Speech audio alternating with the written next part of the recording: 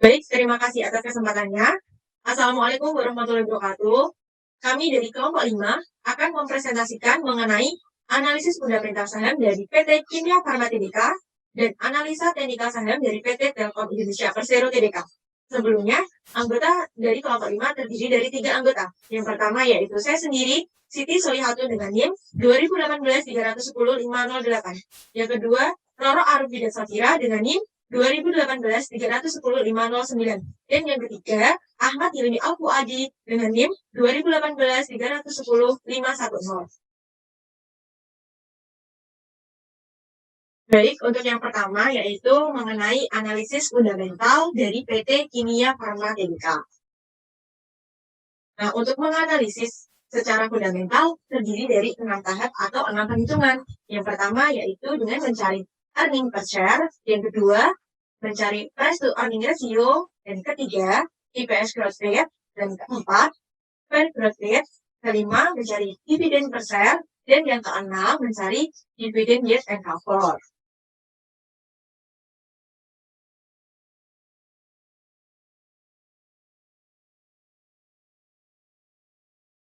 Untuk yang pertama yaitu mencari earning per share atau EPS. Nah, untuk mencari EPS ini dapat dirumuskan dengan OPAT dibagi dengan rata-rata jumlah saham. Nah, apakah OPAT itu? OPAT itu adalah laba penghasilan setelah pajak. Nah, pada PT Kimia Farma Tbk ini sudah diketahui sudah laporan keuangannya pada tahun 2019 dan 2020. Untuk EPS pada tahun 2019 yaitu sebesar 2,86 dan EPS untuk 2020 adalah sebesar 3,68. Pada PT Kimia Farma Tbk ini mengalami kenaikan EPS dari tahun 2019 yang sebesar 2,86 dan pada tahun 2020 yang sebesar 3,68.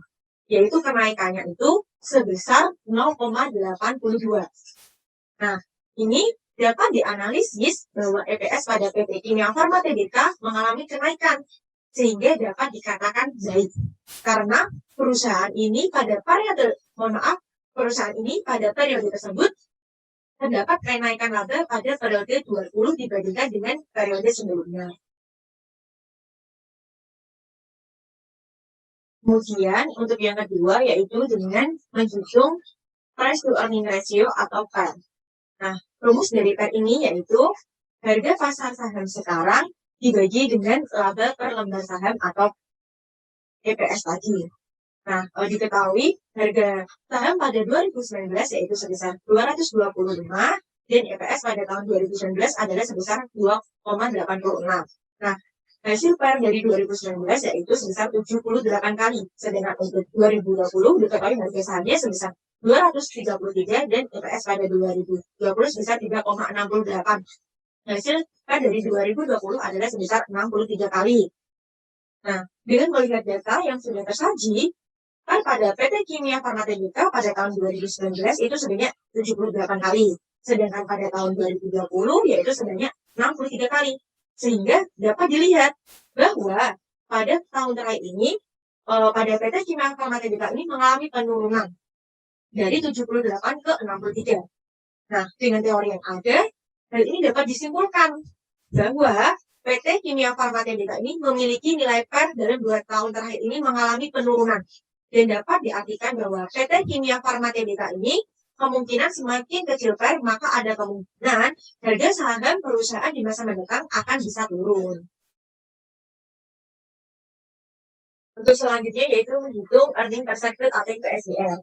Nah, untuk menghitung IPSGR ini dapat dirumuskan dengan IPS sekarang dikurang dengan IPS sebelumnya dibagi dengan IPS sebelum dikalikan dengan 100%.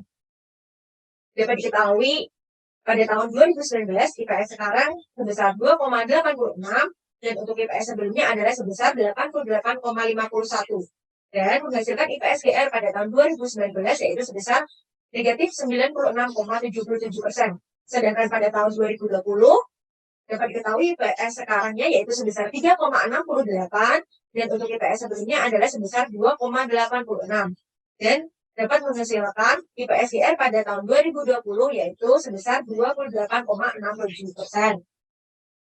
Nah, dari perhitungan itu dapat dilihat bahwa nilai IPSGR pada PT Kimia Farma Tbk dari negatif 96,77% menjadi 28,67%.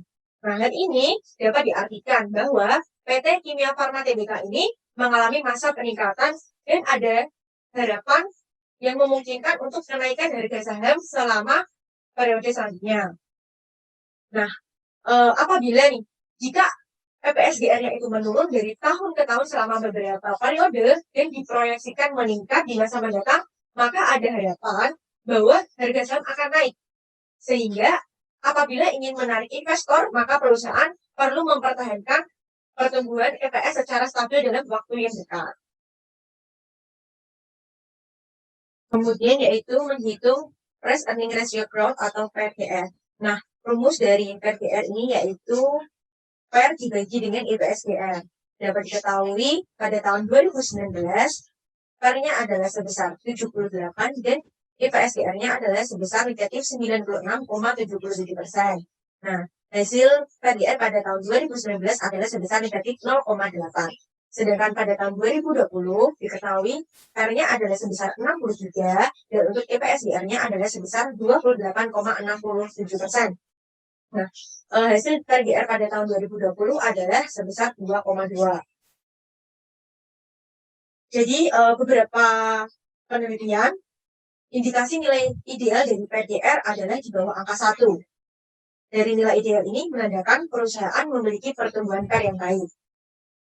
Jadi, berdasarkan teori dari rumus PER bisa terlihat bahwa PER pada PT Kimia Farma Tbk dari tahun 2019 hingga 2020 mengalami masa peningkatan nilai PER sebesar 3.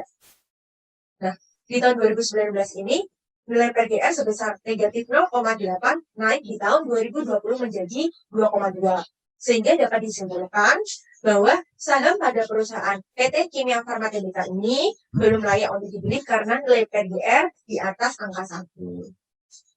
Dan selanjutnya akan dijelaskan oleh rekan saya. Terima kasih.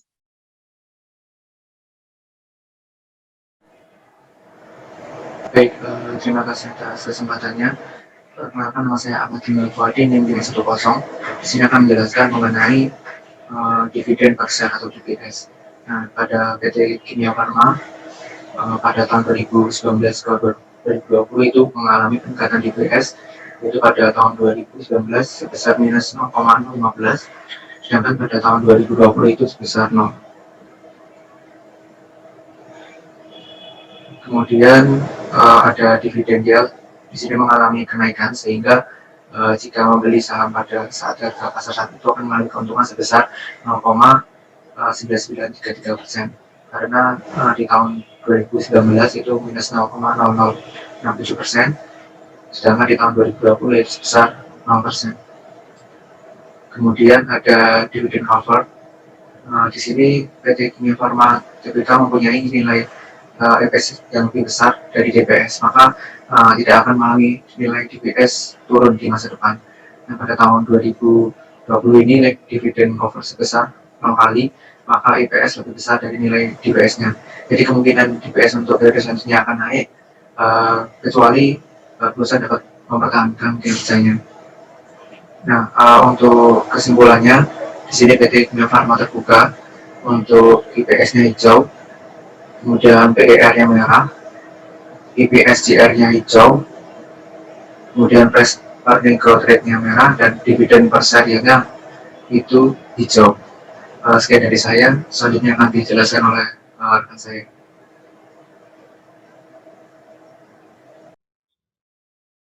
Terima kasih atas kesempatannya. Perkenalkan, nama saya Rora Arum dan Syafira dengan NIM 2018-10509. Di sini saya akan melanjutkan presentasi dari rekan saya. Di sini saya akan mempresentasikan tentang analisis teknikal dari saham PT Telkom Indonesia Persero Tbk. Di sini kami menggunakan dua indikator. Yang pertama itu kami menggunakan Bollinger Band, dan yang kedua menggunakan RSI. Next. Di sini sudah ada grafik dari saham PT Telkom Indonesia. Di sini kami menggunakan line chart sebagai tipe grafiknya. Baik, langsung saja di sini sudah di sini terdapat sinyal beli pada tanggal 21 April 2021 dikarenakan garis bowling band memotong ke atas pada garis bawah sebesar 3.280 dengan harga pembukaannya pada hari itu sebesar 3.290 dan harga tertingginya sebesar 3.330 dan harga terendahnya 3.280. Di sini ya sinyal beli yang dimaksud ini. Selanjutnya di sini saya akan menjelaskan tentang sinyal jual dari bowling band. Masih dengan tipe grafik yang sama yaitu line chart. Di sini sudah terlihat bahwa adanya sinyal jual pada tanggal 7 Juni 2021. Karena sinyal jual ini terjadi karena garis bowling band memotong memotong ke bawah batas atas sebesar 3.542 dengan harga pembukaannya pada hari tersebut yaitu 3.540 dan harga tertingginya 3.570 sedangkan harga terendahnya 3.300. Next. Selanjutnya di sini ada RSI. Masih dengan tipe grafik yang sama yaitu line chart. Pada tanggal di sini ya, pada tanggal 28 April 2021 terdapat sinyal beli. Sebelumnya RSI ini mempunyai batas atas dan batas bawah. Batas atasnya itu dibatasi dengan maksudnya dikasih tanda sebesar 70% dan batas bawahnya 30%. Dan di sini seperti yang tadi sudah saya katakan, pada tanggal 28 terdapat sinyal beli. Dikarenakan garis RSI memotong ke atas batas bawah.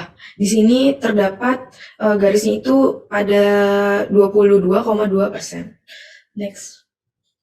Selanjutnya ada RSI tentang sinyal jual.